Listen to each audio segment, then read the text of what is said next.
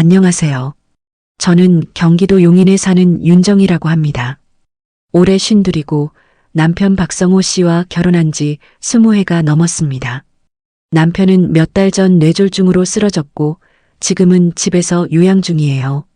그 일을 겪고 나서 제 인생은 완전히 달라졌습니다. 그리고 그 변화의 시작은 한 여자 때문이었어요. 그날도 평소처럼 남편에게 죽을 떠먹이던 중이었어요. 그때 초인종이 울렸습니다. 요양보호사 구인 공고를 보고 왔다는 여성이었죠. 그녀의 이름은 최선희. 30대 초반쯤 되어 보였고 단정한 단발머리에 차분한 미소를 지은 여성이었습니다. 그녀의 첫인상은 참 부드러웠어요. 하지만 이상하게도 그 미소가 마음 한켠을 불편하게 만들었습니다. 그녀는 자신이 간병 경험이 많다며 차분히 말했습니다. 남편 앞에서도 싹싹하게 인사하더군요. 남편은 힘없이 고개를 끄덕이며 괜찮다고 했습니다. 저는 혹시나 싶어 이런저런 질문을 했습니다. 가족은 있으세요? 이전엔 어디서 일하셨어요? 그녀는 어딘가 모르게 답을 피하는 듯 했습니다. 그런데 이상하게도 남편은 그날 유난히 그녀에게 친절하게 말을 걸었어요. 정희야, 이분 괜찮은 것 같아. 사람 느낌이 좋아. 남편의 그 말이 제 마음을 더 불안하게 만들었습니다. 그녀는 그날 바로 일을 시작했습니다. 처음 며칠은 아무 문제 없었어요. 남편의 약 시간도 잘 챙기고 식사도 정성껏 준비했죠. 저도 조금은 안심했습니다. 하지만 어느 날 밤 이상한 장면을 보게 되었어요.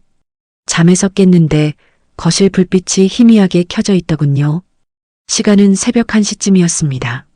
문틈으로 살짝 보니 선희 씨가 남편의 방에서 나오고 있었습니다. 손에는 뭔가를 들고 있었어요. 그게 뭔지는 자세히 보이지 않았지만 금속이 반짝였습니다. 그녀는 조심스럽게 문을 닫고 천천히 부엌 쪽으로 걸어갔습니다. 그때 제 심장은 쿵쿵 뛰었어요. 지금 뭐 하는 거지? 왜 새벽에 남편 방에서 나온 거지? 다음 날 아침 저는 남편에게 조심스럽게 물었습니다. 여보, 어젯밤에 선희 씨가 방에 들어왔던 거 알아요? 남편은 고개를 저으며 말했습니다. 그런 일 없었을걸? 나 계속 자고 있었는데. 그 대답에 섬뜩한 소름이 돋았습니다. 그럼 내가 본 건 뭐였을까요? 그날 이후로 저는 선희 씨를 주의 깊게 살피기 시작했습니다. 그녀는 여전히 상냥했고 제 눈을 마주치며 웃었습니다. 하지만 그 미소 속엔 묘한 냉기가 느껴졌습니다. 마치 내가 뭘 봤는지 알아요? 라고 묻는 듯한 눈빛이었죠. 며칠 후 남편의 통장에서 큰 금액이 빠져나간 걸 발견했습니다. 저는 숨이 막힐 만큼 놀랐어요. 통장은 분명 남편 서랍 안에 있었는데 누가 건드린 걸까요? 그날 저녁 선희 씨가 제게 무심히 물었습니다. 사모님, 혹시 남편분 통장 어디에 두셨어요? 그 질문을 듣는 순간 온몸이 얼어붙었습니다. 그녀가 어떻게 통장 이야기를 알고 있는 걸까요? 저는 최대한 침착한 척했지만 목소리가 떨렸습니다. 왜요? 통장이 왜요? 그녀는 미소를 지으며 말했습니다. 아니요, 그냥 약값 계산하려고요. 그날 밤 저는 단 한숨도 잘 수 없었습니다. 그녀가 무슨 의도로 우리 집에 들어온 건지 도저히 알 수 없었어요. 그 미소가 자꾸 머릿속에 떠올랐습니다. 그녀는 정말 요양보호사일까요? 아니면 다른 목적이 있는 걸까요? 며칠이 지나자 집안의 공기가 묘하게 변했습니다. 선희 씨는 여전히 상냥했지만 그녀의 행동 하나하나가 신경 쓰이기 시작했어요. 남편이 있는 방에 들어가는 시간이 점점 길어졌고 그 안에서 무슨 이야기를 하는지도 들리지 않았습니다. 하루는 남편의 간병 중이라며 문을 닫고 들어갔는데 문틈 사이로 들려온 그녀의 목소리가 이상하게 느껴졌습니다. 그럼 이번엔 제가 알아서 처리할게요. 그 뒤로 남편의 낮은 목소리가 들렸지만 무슨 말을 하는지는 들리지 않았어요. 제 안에서 무언가가 철렁 내려앉았습니다. 그날 저녁 남편이 식사 중에 말했습니다. 정희야, 요즘 선희 씨가 참 수고 많아. 약도 챙겨주고 나한테 이런저런 얘기도 해줘. 그 말이 어쩐지 불편했습니다. 여보, 나한테도 얘기해요. 당신이 뭘 듣고 있는지 나도 알아야 하잖아요. 그는 그냥 피식 웃으며 말했습니다. 괜찮아. 그냥 사는 얘기야. 괜히 오해하지 마. 하지만 그 웃음 뒤에 뭔가 숨기고 있는 듯한 기운이 느껴졌어요. 며칠 후 저는 청소를 하다 선희 씨 방 앞에서 멈췄습니다. 문틈 아래로 가방끈이 보였는데 지퍼가 완전히 닫히지 않았더군요. 순간 이상한 예감이 들어서 조심스럽게 손을 뻗었습니다. 가방을 살짝 열었을 때 그 안에서 남편 이름이 적힌 봉투가 보였습니다. 그리고 봉투 밑에는 통장 사본과 인감 도장이 있었습니다. 손끝이 덜덜 떨렸어요. 이게 뭐지? 왜 우리 남편 이름이 여기에 있어? 그 순간 욕실 문이 덜컥 열렸습니다. 사모님, 제 방에서 뭐 하세요? 그녀는 젖은 머리로 서 있었고 표정이 싸늘했습니다. 저는 황급히 봉투를 제자리에 넣으며 말했어요. 아, 미안해요. 청소하다가 실수로 문을 열었어요. 그녀는 천천히 다가오며 낮게 말했습니다. 제 물건은 건드리지 말아주세요. 불쾌하거든요. 그녀의 눈빛은 웃고 있었지만 그 안엔 냉기가 서려 있었습니다. 그날 밤 저는 도무지 잠이 오지 않았습니다. 머릿속에는 그녀의 차가운 시선이 계속 떠올랐습니다. 그리고 마음속에 확신이 생겼어요. 저 여자는 뭔가 숨기고 있어. 남편과 무슨 거래를 하고 있거나 통장 문제에 엮여 있어. 다음 날 저는 남편 몰래 서랍을 뒤졌습니다. 그런데 남편의 인감 도장이 사라져 있었습니다. 몇 달 전부터 서류 정리용 봉투에 넣어두었던 건데 감쪽같이 없어졌어요. 그 순간 손끝이 얼어붙는 기분이 들었습니다. 설마 그 여자가? 그날 오후 남편이 잠시 낮잠을 자고 있을 때 저는 선희 씨의 휴대전화를 몰래 봤습니다. 그녀가 욕실에 간 사이였죠. 휴대전화 화면엔 상남금융대리점이라는 이름의 문자 알림이 여러 개 떠 있었습니다. 내용은 이랬어요. 계약 진행 중입니다. 잔액 확인 필요. 저는 그대로 얼어붙었습니다. 금융, 계약, 잔액. 모든 단어가 제 머릿속을 어지럽게 뒤섞었습니다. 그녀가 화장실에서 나오자 저는 일부러 아무렇지 않게 물었어요. 선희 씨, 혹시 어디 금융 쪽에 일도 같이 하세요? 그녀는 잠시 멈칫하더니 피식 웃었습니다. 아니요, 사모님. 그냥 예전에요. 잠깐 일했었어요. 그녀의 웃음 뒤엔 묘한 조급함이 느껴졌습니다. 그날 밤 저는 결심했습니다. 더 이상은 안 되겠다. CCTV라도 달아야겠어.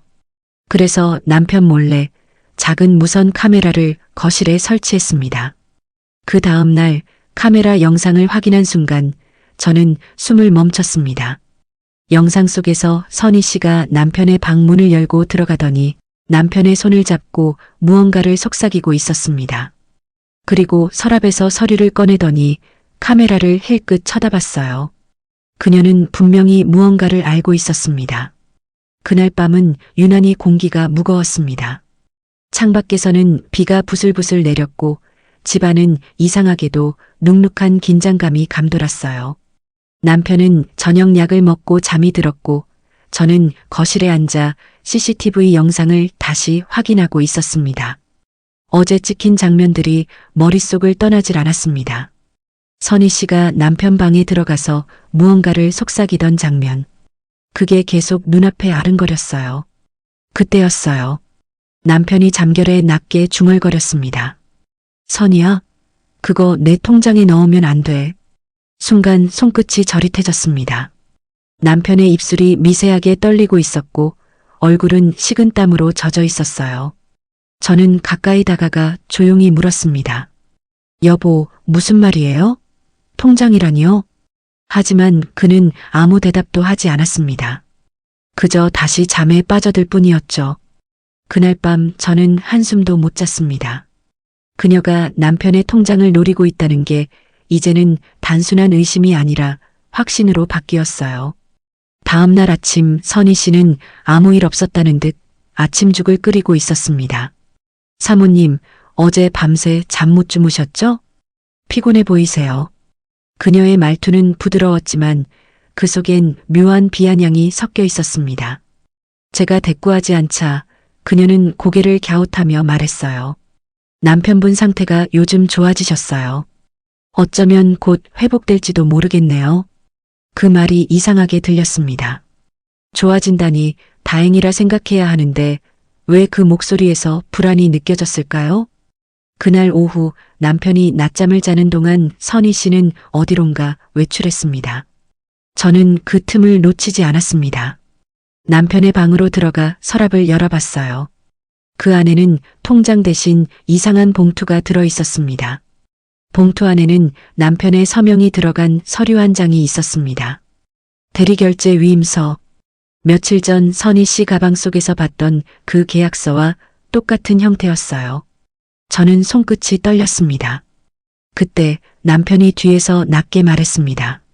정희야, 그거 건드리지 마. 놀라서 뒤를 돌아보니 남편이 침대에 앉아 저를 바라보고 있었습니다. 그 얼굴엔 분노와 피로가 섞여 있었어요. 여보, 이게 뭐예요? 당신 서명이잖아요. 그는 한참 동안 대답하지 않다가 천천히 고개를 돌렸습니다. 그냥 잠깐 빌려줬어. 선희 씨가 도와주고 싶다고 해서. 순간 머리가 새하얘졌습니다. 뭘 빌려줬다는 거예요? 그게 돈이든 통장이든 당신 제정신이에요? 남편은 피곤한 얼굴로 말했습니다. 정희야, 나한테 의심 좀 하지 마. 선희 씨는 나한테 진심으로 잘해주는 사람이야. 그 말에 가슴이 철렁 내려앉았습니다. 남편의 목소리는 믿음으로 가득 차 있었어요.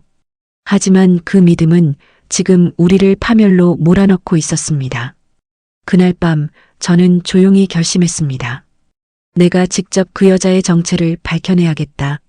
남편은 이제 아무것도 믿지 않으니까요.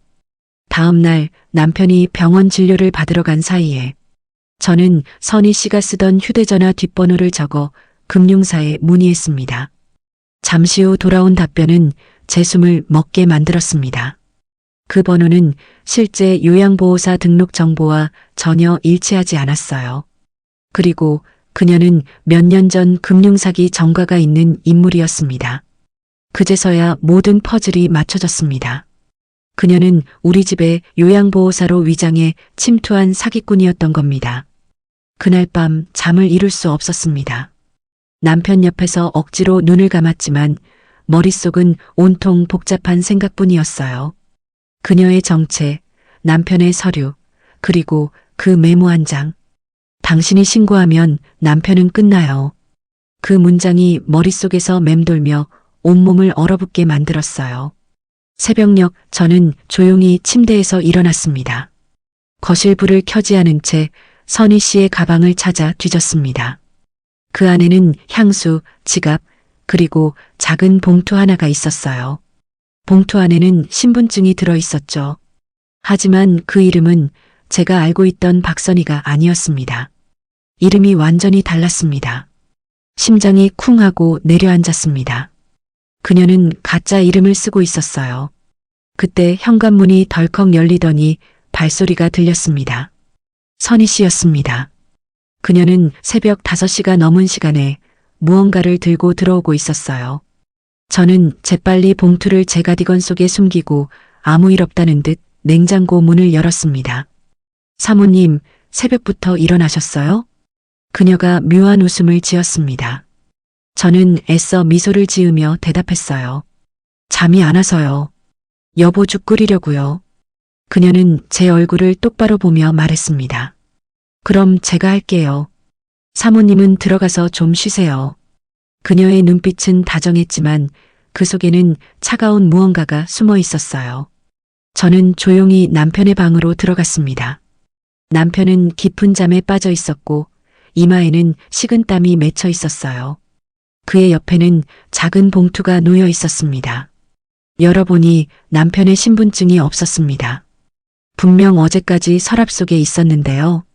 가슴이 철렁 내려앉았습니다. 그녀가 훔쳐간 걸까요? 아니면 남편이 직접 넘겨준 걸까요? 그날 오후 저는 용기를 내어 다시 남편에게 물었습니다. 여보, 당신 신분증 어디 있어요? 남편은 멍한 표정으로 대답했습니다. 선희 씨가 잠깐 필요하다고 해서 줬어. 은행 일 본다고 하더라고. 그 순간 제 목소리가 떨렸습니다. 은행 일이라니요? 당신 계좌에 손 떼는 거잖아요. 남편은 짜증 섞인 목소리로 말했습니다. 왜 그렇게 사람을 못 믿어? 당신은 늘 의심만 해. 그의 눈에는 더 이상 저를 향한 신뢰가 없었습니다. 그 여자가 우리 사이의 틈을 파고들고 있었어요. 저는 더 이상 기다릴 수 없었습니다. 그날 저녁 남편이 잠든 사이 선희 씨의 방으로 들어갔습니다. 방 안에는 향수 냄새와 알 수 없는 서류들이 흩어져 있었어요. 책상 위에는 노트북이 켜져 있었고 화면엔 이체 완료라는 문장이 떠 있었습니다. 순간 손끝이 차가워졌습니다. 누구의 계좌로 얼마가 나간 걸까? 화면을 자세히 보려는 순간 뒤에서 부드럽지만 서늘한 목소리가 들렸습니다. 뭘 찾고 계세요? 사모님? 몸이 굳어버렸습니다. 뒤돌아보니 선희 씨가 어둠 속에서 미소 짓고 있었습니다. 그녀의 눈동자는 더 이상 따뜻하지 않았어요. 마치 모든 걸 알고 있었다는 듯 천천히 제게 다가왔습니다. 사모님, 남편분이 저를 얼마나 신뢰하는지 아세요? 그 말을 듣는 순간 등줄기를 타고 서늘한 공기가 흘렀습니다. 저는 말했습니다. 당신 뭐예요? 진짜 누구냐고요? 그녀는 대답 대신 조용히 웃었습니다. 그리고 제 귀에 바짝 다가와 속삭였어요. 그건 곧 알게 될 거예요. 며칠 동안 집안은 이상하리만큼 조용했습니다. 남편은 선희 씨와 이야기를 자주 나눴고 저는 점점 대화에서 밀려나고 있었어요. 남편 방에 들어가려 하면 선희 씨가 슬쩍 가로막았고 제가 뭐라도 말하려 하면 남편은 피곤하다는 이유로 대화를 끊어버렸습니다. 그날 아침 남편은 병원에 다녀오겠다며 외출 준비를 하고 있었습니다. 그런데 옷장 위에 있던 통장 봉투가 보이지 않았습니다. 저는 조심스레 물었습니다. 여보, 우리 통장 어디 있어요? 어제까지 여기에 있었잖아요. 남편은 잠시 머뭇거리더니 피식 웃었습니다. 그거 선희 씨가 보관하고 있어. 내가 요즘 깜빡깜빡해서. 그 말에 숨이 막혔습니다. 요양보호사가 남편의 통장을 보관한다니 그게 말이 되나요? 여보, 제정신이에요? 그건 부부 공동명의 계좌예요. 어떻게 남한테 맡겨요? 남편은 얼굴이 굳은 채 말했습니다. 그녀는 우리를 돕고 있어. 당신은 왜 매번 사람을 의심해? 그 목소리에는 낯선 단호함이 섞여 있었습니다.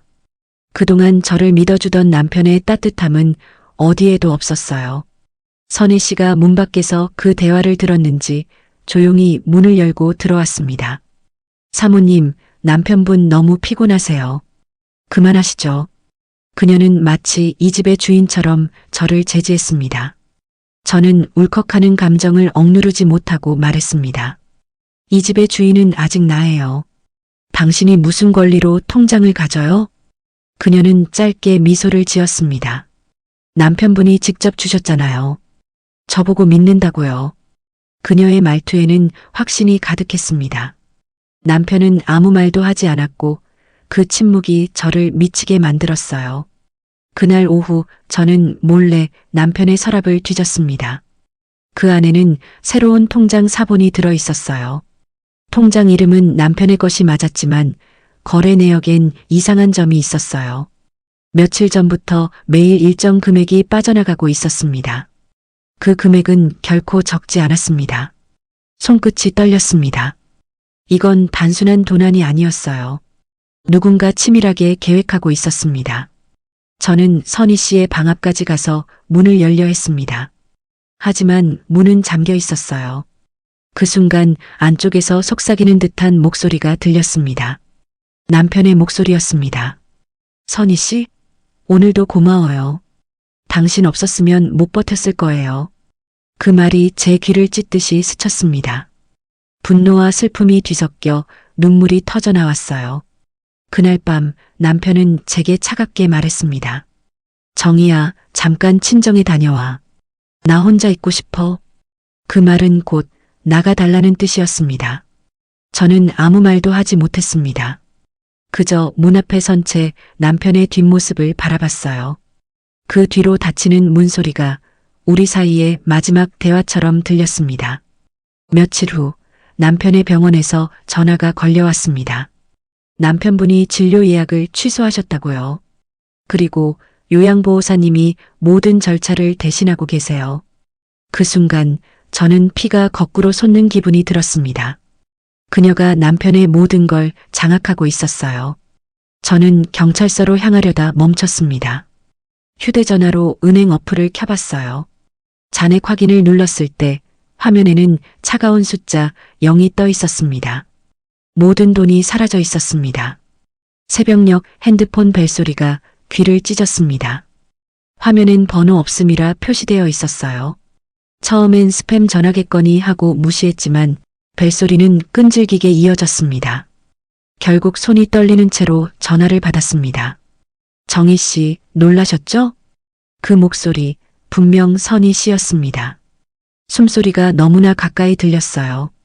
차분하지만 싸늘하게 말했습니다. 괜한 짓 하지 마세요. 당신이 경찰에 신고하면 남편은 더 이상 병원에 못 갑니다. 순간 온몸이 얼어붙었습니다. 어떻게 내 전화를 알고 있는 걸까?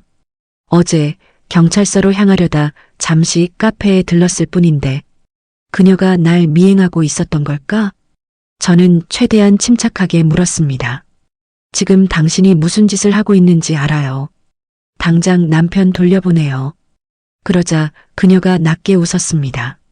정희 씨, 남편분은 아주 잘 지내고 있어요. 다만 당신이 입 다물고 있는 동안만요. 그녀의 목소리 끝엔 미묘한 위협이 섞여 있었습니다. 전화는 끊겼고 제 손에서는 땀이 비오듯 흘렀습니다.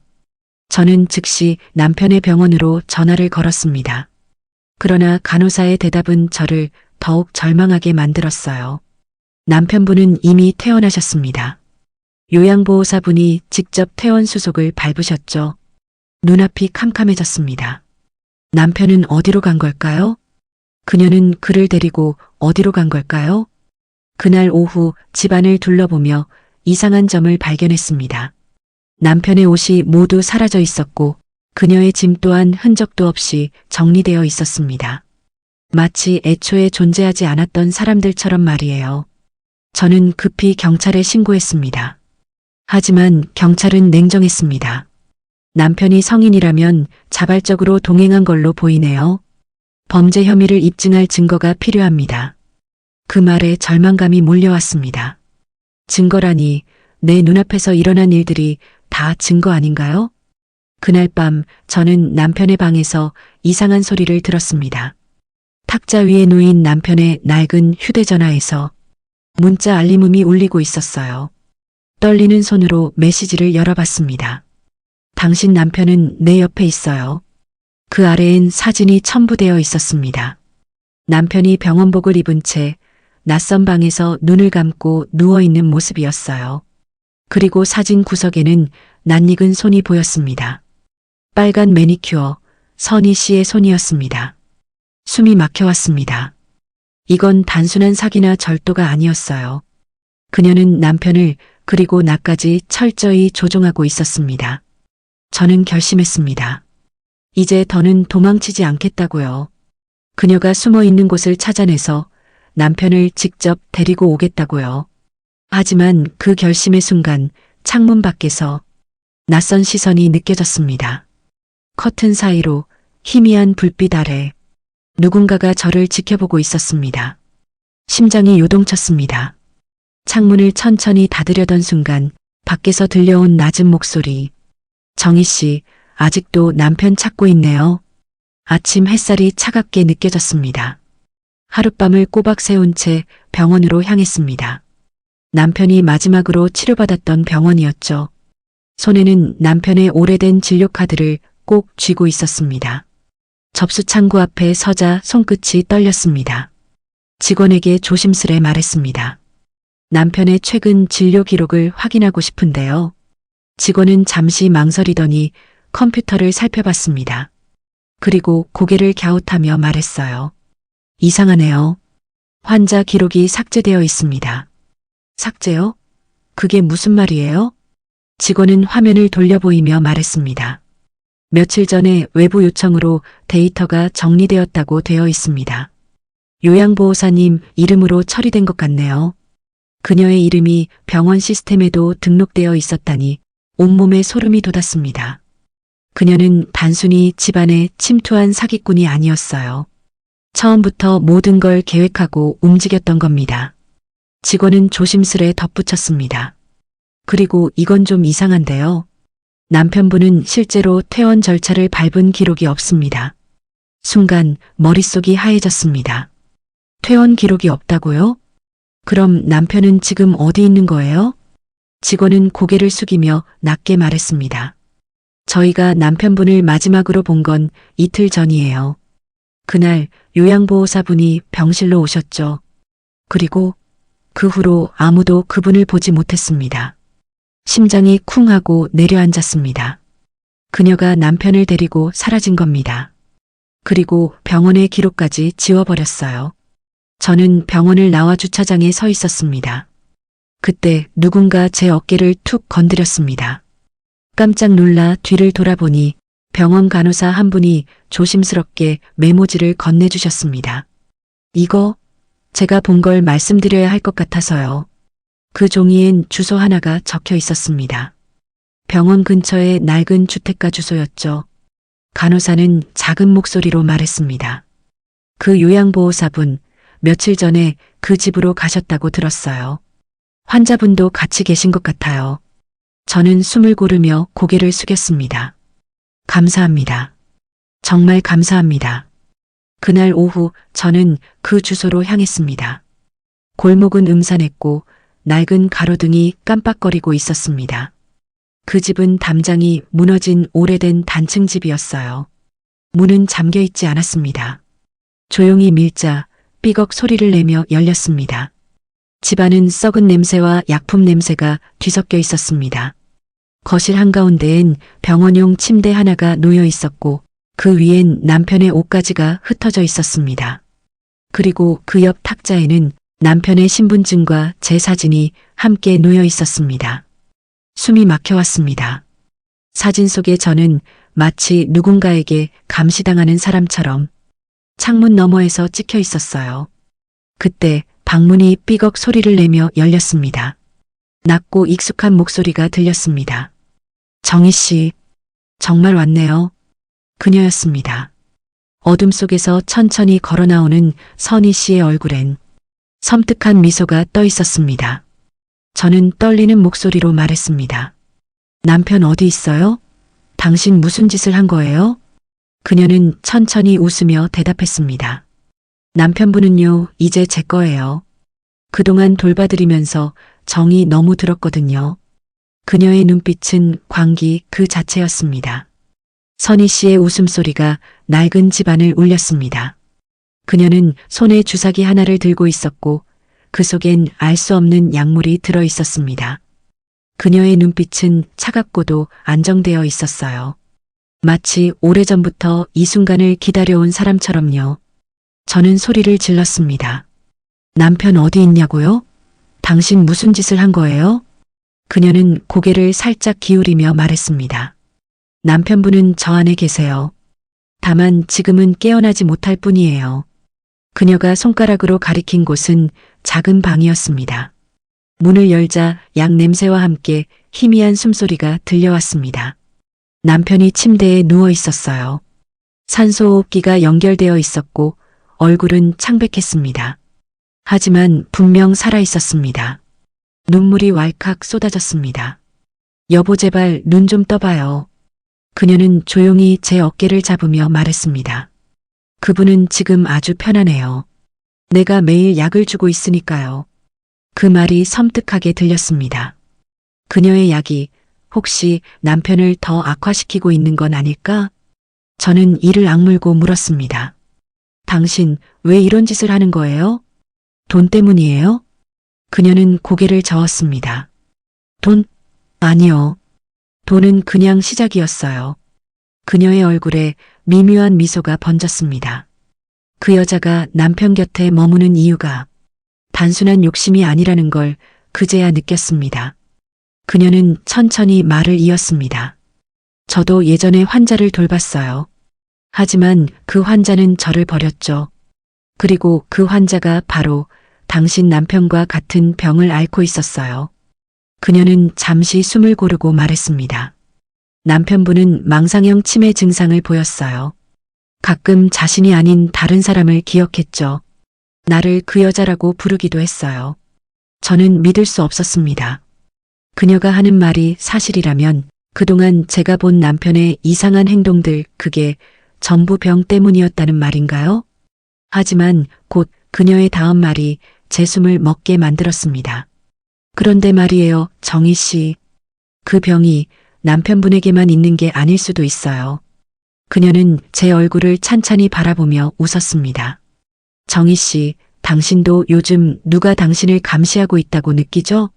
남편이 변했다고 생각하고 내가 수상하다고 느꼈죠? 그건 당신 머릿속의 세계일 수도 있어요. 그 순간 세상이 흔들리는 듯 했습니다. 머리가 아프고 기억이 뒤섞였습니다. 얼마 전 남편이 약을 먹으려다 손이 떨리던 장면, 제가 누군가를 미행하던 기억, 그 모든 장면이 마치 다른 시점에서 재생되는 것 같았어요. 저는 고개를 저었습니다. 아니야, 나는 미치지 않았어. 그녀는 낮게 웃으며 말했습니다. 그래요. 다들 그렇게 말하죠. 하지만 병원에서도 당신 기록을 봤어요. 몇 달 전부터 약을 복용하고 있더군요. 기억 안 나세요? 그녀는 제 앞에 의료 기록 사본을 던졌습니다. 거기엔 제 이름과 진단명이 또렷하게 적혀 있었습니다. 망상성 정신질환. 손끝이 얼어붙었습니다. 이건 조작된 거야. 그녀가 꾸민 거야. 저는 소리쳤습니다.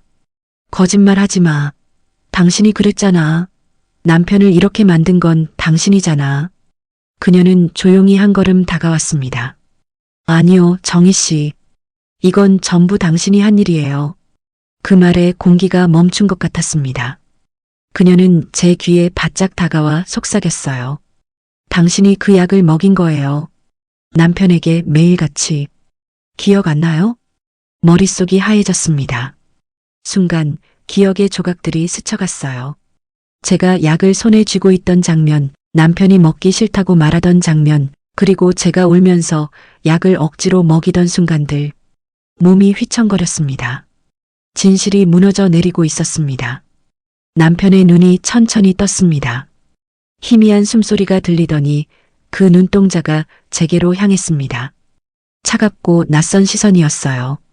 그토록 기다려온 순간이었는데 왜인지 모르게 소름이 돋았습니다. 저는 떨리는 목소리로 남편을 불렀습니다. 여보, 나예요. 나 정희예요. 기억하시죠? 남편은 아무 대답도 하지 않았습니다. 그저 눈동자만 굴리며 제 얼굴을 살폈습니다. 그러다 입술이 미세하게 움직였습니다.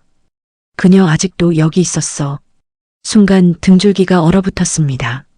남편의 시선은 제 뒤를 향해 있었습니다. 그 방향엔 선희 씨가 서 있었죠. 그녀는 잔잔히 웃고 있었습니다. 하지만 남편은 계속 중얼거렸습니다. 그녀가 또 나한테 약을. 저는 그 말을 듣자마자 소리를 질렀습니다. 꺼봐요. 내가 뭘 했어요. 저 여자가 남편을 이렇게 만든 거예요. 그러나 선희 씨는 한 발짝도 물러서지 않았습니다. 그녀는 차분하게 말했습니다. 남편분은 지금 역전망상 증상을 보이고 있는 겁니다. 가해자와 피해자를 혼동하는 거예요. 그녀의 말이 끝나자마자 남편이 고개를 돌려 제 쪽을 바라봤습니다. 그 눈빛엔 공포와 증오가 뒤섞여 있었습니다. 왜 그랬어? 나를 죽이려고 했잖아. 그 말이 떨어지는 순간 머리가 하얘졌습니다. 남편이 날 향해 그런 말을 하다니. 저는 부르르 떨며 소리쳤습니다. 여보, 무슨 소리예요? 내가 언제 그랬어요? 당신 아프니까 약 챙겨드린 거잖아요. 남편은 손을 떨며 침대 옆 서랍을 가리켰습니다. 그 안엔 약봉지들이 있었습니다. 하나같이 정신안정제, 진정제, 수면유도제 같은 이름들이 적혀 있었어요. 그리고 모두 제 이름으로 처방돼 있었습니다. 심장이 멎는 줄 알았습니다. 선희 씨가 낮게 말했습니다. 그 약들 당신 거예요. 남편분은 단지 대신 먹고 있었던 거죠. 저는 고개를 세차게 저었습니다. 거짓말이에요. 이건 다 조작이에요. 하지만 남편은 고개를 돌리며 눈을 감았습니다. 그리고 아주 낮은 목소리로 말했습니다. 당신이 날 그렇게 만들었어. 매일 나한테 약을 주면서 웃었잖아. 그때 머릿속 어딘가가 뚝 하고 끊어지는 소리가 들렸습니다. 머리가 어지럽고 귓속에서 웅웅 울리는 소리가 커졌습니다. 눈앞에 선희 씨와 남편의 얼굴이 겹쳐 보였어요. 누가 누구인지 무엇이 진실인지 전혀 구분되지 않았습니다. 그녀의 목소리가 멀리서 들려왔습니다. 정희 씨, 이제 다 끝내요. 이제 놓아드릴 때예요. 그녀가 주사기를 들고 다가왔습니다. 저는 비틀거리며 뒤로 물러났습니다. 하지만 벽에 부딪혀 도망칠 곳이 없었어요. 그녀의 손끝이 내 팔을 잡는 순간 남편이 침대에서 벌떡 일어났습니다. 그의 눈은 선명하게 뜨여 있었고 그 속엔 어떤 확신이 담겨 있었습니다. 하지 마. 그녀에게 손대지 마. 선희 씨가 놀라서 뒤로 물러섰습니다. 남편이 내 앞으로 몸을 던졌고 주사기가 바닥에 떨어지며 깨졌습니다. 그 순간 머릿속에서 모든 퍼즐이 맞춰졌습니다. 남편이 겁에 질려 나를 의심하게 된 것도, 내가 점점 불안해졌던 것도 모두 그녀가 유도한 일이었습니다. 하지만 그 깨달음도 잠시, 남편이 내 품에 쓰러졌습니다. 피가 그의 팔에서 천천히 번지고 있었습니다. 여보 안 돼요. 제발 눈 뜨세요. 그의 손이 내 볼을 스쳤습니다. 그리고 아주 희미한 미소를 남긴 채 눈을 감았습니다. 남편의 손이 제 손 안에서 점점 차가워졌습니다. 그의 숨은 가늘고 희미했습니다. 입술이 미세하게 움직이더니 아주 낮은 목소리가 들렸습니다. 그녀 조심해 정희야. 그 말이 끝나자마자 그의 눈이 완전히 감겼습니다. 주변이 조용해졌습니다. 기계의 경고음조차 들리지 않았습니다. 저는 그 자리에서 멍하니 앉아 있었습니다. 눈물이 쉴 새 없이 흘러내렸고 손끝은 떨렸습니다. 그런데 문득 등 뒤에서 작은 소리가 들렸습니다. 탁! 무언가 바닥에 떨어지는 소리였어요. 돌아보니 주사기가 바닥에 굴러 있었습니다. 그리고 그 옆에 선희 씨가 서 있었습니다.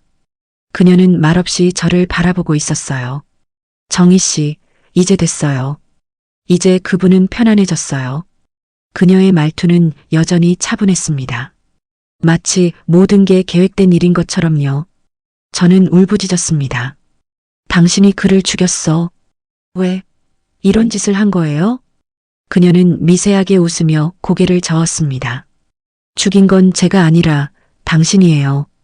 그녀의 말에 숨이 막혔습니다. 그녀는 천천히 다가와 제 손을 잡았습니다. 그 손끝이 얼음처럼 차가웠습니다. 이제 기억나죠? 그날 병원에서 약을 바꾼 사람. 그게 누구였는지 머릿속이 또다시 흔들렸습니다. 희미한 기억 속에서 약봉지를 손에 쥐고 웃고 있던 제 얼굴이 스쳐갔습니다. 그때 저는 분명 이렇게 중얼거렸습니다. 이제 여보는 아프지 않을 거예요. 이 약만 먹으면 편안해질 거예요. 손끝이 떨렸습니다. 모든 게 제 손으로 시작된 거였을까요? 하지만 그때였습니다. 경찰의 사이렌 소리가 멀리서 들려왔습니다. 창밖엔 붉은 불빛이 번쩍이고 있었어요. 이제 끝이라고 생각했습니다. 그런데 고개를 돌렸을 때 선희 씨는 보이지 않았습니다. 방문은 닫혀 있었고 그녀의 흔적은 어디에도 없었습니다. 창문 쪽으로 다가가니 바람이 세차게 불고 있었습니다. 그리고 커튼이 살짝 들리며 바닥에 무언가 떨어져 있었습니다. 사진 한 장이었어요. 사진 속엔 젊은 시절의 남편과 그 옆에 낯익은 여자가 있었습니다. 그 여자는 선희 씨였습니다. 그녀가 언제부터 우리 인생 속에 들어와 있었던 걸까요? 남편의 말, 그녀의 말, 내 기억. 도대체 어느 쪽이 진실일까요? 경찰들이 문을 열고 들어왔을 때 저는 사진을 꼭 쥔 채 말했습니다. 그녀가 아직 여기 있어요. 하지만 경찰은 제 곁에 아무도 없다고 말했습니다. 그 순간 뒤에서 바람이 살짝 스쳤습니다. 귀 옆으로 들리는 낮은 속삭임. 정희 씨, 이제 제 차례예요. 몸이 굳어버렸습니다. 천천히 고개를 돌리자 거울 속에 낯선 여자의 그림자가 웃고 있었습니다.